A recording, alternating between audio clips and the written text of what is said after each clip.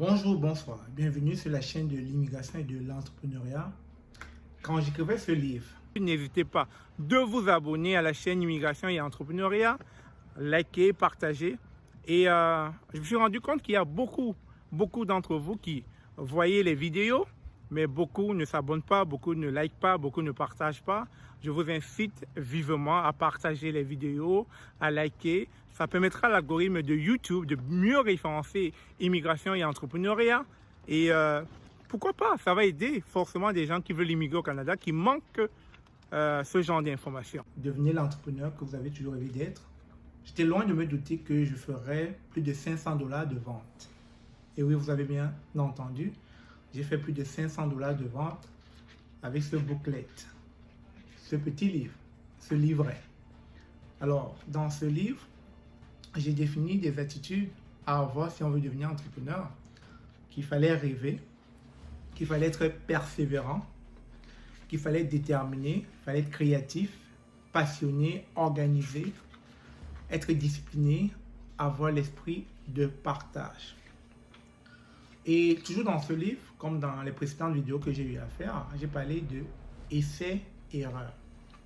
Essai-erreur, pourquoi? Parce que toute notre vie, nous allons essayer des choses. Et si ces choses ne marchent pas, ce n'est jamais un échec en fait. C'est toujours un gain de connaissance.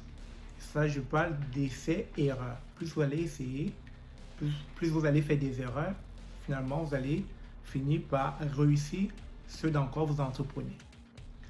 Alors, le but, c'est pas de parler de ce livre, c'est de parler d'une histoire. Vous savez, actuellement, les Jeux Olympiques se passent à Tokyo et j'ai aimé voir cette athlète durant le marathon, cette athlète qui se nomme Hassan courir. Vous savez, elle est tombée. Elle est tombée toujours dans ce livre. Il y a un adage qui dit le succès, c'est tomber 7 fois, se relever 8. Comprenez ce que ça veut dire? Tomber 7 fois, se relever 8. C'est un proverbe japonais. Alors Hassan, durant cette course, est tombée. Elle était partie pour être la dernière de la course. Mais elle ne s'est pas laissée faire. Elle s'est relevée. Elle a été persévérante. Elle a été endurante. Elle a couru jusqu'à la ligne d'arrivée. Et chose incroyable, elle est arrivée première. Qui l'aurait imaginé?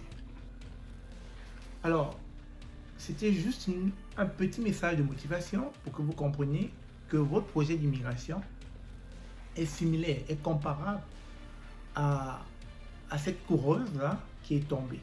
Vous allez parfois être refusé d'entrer au Canada pour votre projet d'études, pour votre projet de résident permanent, pour n'importe quel autre projet pour entrer au Canada, mais il va falloir toujours rester persévérant si vous pensez que vous avez les chances de réussir, si vous croyez en vous, si selon votre profil, vous pensez qu'effectivement vous avez toutes les chances d'être au Canada.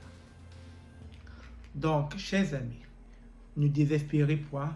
Comme dit l'adage japonais, vous allez tomber autant de fois, mais gardez à l'esprit qu'il est possible de se relever et de terminer sa course. Hassan l'a prouvé en 2021 qu'on peut tomber, se relever et gagner une course. Donc, je vous pose la question, pourquoi vous ne pourrez pas en faire autant?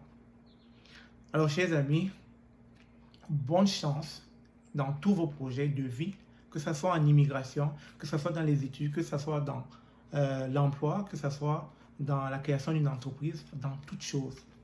Je vous souhaite bonne chance, mais toujours garder à l'esprit d'être positif, persévérant et de toujours rester vainqueur dans tout ce que vous faites.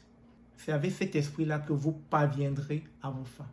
Sur ce, merci encore d'avoir suivi cette vidéo. Et en passant, n'oubliez pas d'acheter mon livre, de vous abonner à la chaîne, de liker, de partager. On se dit à très bientôt.